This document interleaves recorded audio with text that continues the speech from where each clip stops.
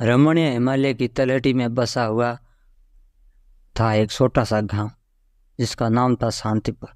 इस गांव के बीचों बीच खड़ा था एक विशाल बरगद का पेड़।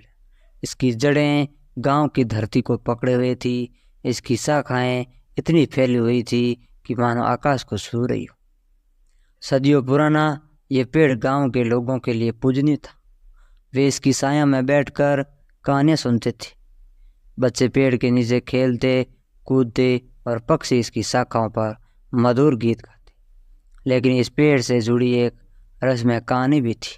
गांव के बुजुर्ग बताते थे कि इस पेड़ पर एक भयानक श्राप है। कई साल पहले गांव के एक लालची जमींदार ने इस पेड़ को काटने की कोशिश की थी। पेड़ पर कुल्हाड़ी चलते ही अचानक आसमान में काले बादल छा गए। भयंकर तूफान आया और हवा में सीखने चलाने की आवाज़ें गूंजने लगी। पेड़ से एक अजीब सी रोशनी निकली और जमींदार वहीं बेहोश हो गया। होश आने पर वह लकवाग्रस्त हो चुका था और कुछ ही दिनों में उसकी मृत्यु हो गई। तब से गांव के लोग इस पेड़ से दूर ही रहते थे। एक दिन गांव में एक नया व्यक्ति आया। उसका नाम था मोहन। वह शहर से था और गांव की शांत जिंदगी के लिए शहर से दूर भाग कर आ गया। मोहन को गांव पर बहुत पसंद आया, लेकिन पेड़ के बारे में सुनकर उसे भी हैरानी हुई। वह शिक्षित था और उसे भूत प्रेत जैसी बातों पर यकीन नहीं था। एक शाम मोहन बरगद के पेड़ के पास टहल रहा था। उसने देखा कि पेड़ की विशाल टहनियों में से कितनी ऐसी किस्म की लकड़ी निकल सकती है। वह सोचने लगा कि अगर वह इस पेड़ को काट कर लकड़ी बेच दे तो उसे बहुत सारा पैसा मिल जाएगा। लालच में अंधा हो गया मोहन, उसने पेड़ को काटने का फैसला कर लिया। अगले दिन सुबह वह लोहार के पास गया और एक मजबूत कुल्हाड़ी बनवा ली। रात होते ही वह चुपके से पेड़ के पास पहुंचा। आसमान साफ था और चारों तरफ सन्नाटा पसरा हुआ था। मोहन ने पेड़ की जड़ में जोर से कुल्हाड़ी चला दी। कुल्हाड़ी की चोट से पेड़ कांप उठा। उसी क्षण हवा चलने लगी और आसमान में घने बादल छा गए। कुछ ही देर में तूफान आ गया। पेड़ की टहनियाँ हवा में जोर जोर से झुकने लगी और आसपास के पेड़ उखड़ने लगे। मोहन बुरी तरह से घबरा गया और उसने भागने की कोशिश की, लेकिन हवा इतनी तेज चल रही थी कि वह एकदम भी नहीं हिल पा रहा था। अचानक पेड़ से एक भयानक चीख निकली। मोहन ने देखा कि पेड़ की छाल सिर कर एक डरावनी शक्ल बाहर निकल आई। उसकी आंखें लाल थी और चेहरे पर क्रोध साफ झलक रहा था। भूत ने मोहन की तरफ हाथ बढ़ाया और उसे जकड़ लिया। मोहन चीखता हुआ बेहोश हो गया। सुबह होने पर गांव के लोगों ने मोहन को पेड़ के नीचे बेहोश पड़ा पाया। उसे तुरंत गांव के वैद्य के पास ले गए। वैद्य ने मोहन की जांच की और बताया कि उसे किसी गंभीर बीमारी का दौरा पड़ा। कई दिनों तक मोहन बेहोश रहा। होश आने पर वह पूरी तरह से बदल चुका था। वह पहले जैसा लालची और घमंडी नहीं रहा था। उसे अपनी गलती का एहसास हो गया था। गांव के मुखिया ने मोहन को बताया कि पेड़ पर लगे श्राप के कारण ही उसके साथ ऐसा हुआ है।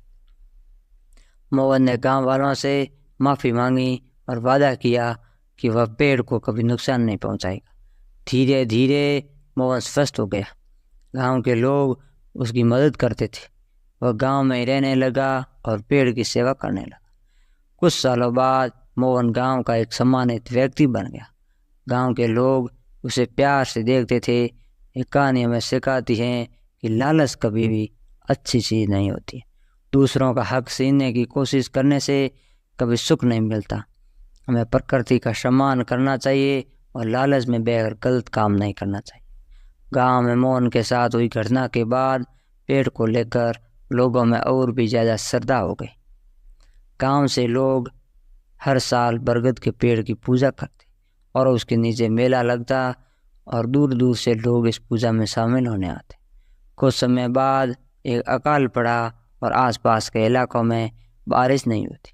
खेत सूख चुके थे, फसलें बर्बाद हो गई। गांव के लोग भूखमरी की कगार पर पहुंच गए थे। गांव के मुखिया ने सभी ग्रामीणों को इकट्ठा किया और समस्या पर चर्चा की।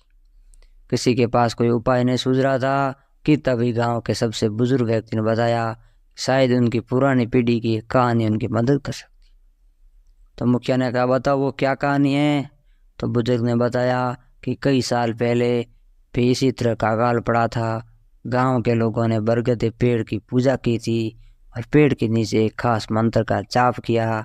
कुछ ही दिनों बाद बारिश हुई थी और फसल लहला उठी थी। ग्रामीणों ने उम्मीद की किरण देखी। उन्होंने बरगद के पेड़ के नीचे पूजा करने और मंत्र जाप करने का फैसला किया। मुखिया जी और पूरे गांव ने मिलकर इस कहानी के आधार पर बरगद के पेड़ के साफ सफाई की और उसके नीचे वेदी बनाई। गांव के बुजुर्ग पुरोहितों ने पूजा का विधान पूरा किया। रात भर ग्रामीणों ने मंत्र का जाप किया। उनकी आवाज़ पेड़ की पत्तियों में सिमट कर आसमान की ओर जाती रही। सुबह होते ही आसमान में बादल छा गए। धीरे धीरे हवा चलने लगी। कुछ ही देर में जोरदार बारिश होने लगी। गांव के लोगों के चेहरे खुशी से खिल उठे और बारिश होने से खेतों में सूखी चूकी फसलों को फिर से जीवन मिल गया। गांव में खुशियां मनाई गई। सभी ग्रामीण बरगद के पेड़ को धन्यवाद देते थे। ये घटना गांव वालों के लिए इस बात का सबूत बन गई कि पेड़ सिर्फ प्राकृतिक सौंदर्य ही नहीं बल्कि उनकी रक्षा करने वाला देवता भी है। कई साल बीत गए। मोहन अब बूढ़ा हो चुका था। गांव में अब भी बरगद का पेड़ वैसे ही विशाल और सम्मानित था। एक दिन शहर से एक रिपोर्टर गांव आया और गांव के इतिहास के बारे में जानकारी जुटा रहा था। गांव के मुखिया ने उसे बरगद के पेड़ से जुड़ी कहानियां सुनाई और रिपोर्टर को यह कहानी बहुत रोचक लगी। उसने मोहन से भी मुलाकात की और उससे पेड़ से जुड़ा उसका अनुभव जाना। मोहन ने रिपोर्टर को वह भयानक रात विस्तार से बताई और उसने बताया कि कैसे लालच में अंधे होकर उसने पेड़ को काटने की कोशिश की थी और पेड़ पर लगे श्राप के कारण उसे किस तरह की सजा मिली थी। मोहन ने यह भी बताया कि पेड़ की वजह से यह गांव अकाल से भी बच पाया। रिपोर्टर मोहन की कहानी सुनकर दंग रह गया। उसने गांव के लोगों से भी बातचीत की और पेड़ से जुड़ी अन्य कहानियां भी सुनाई।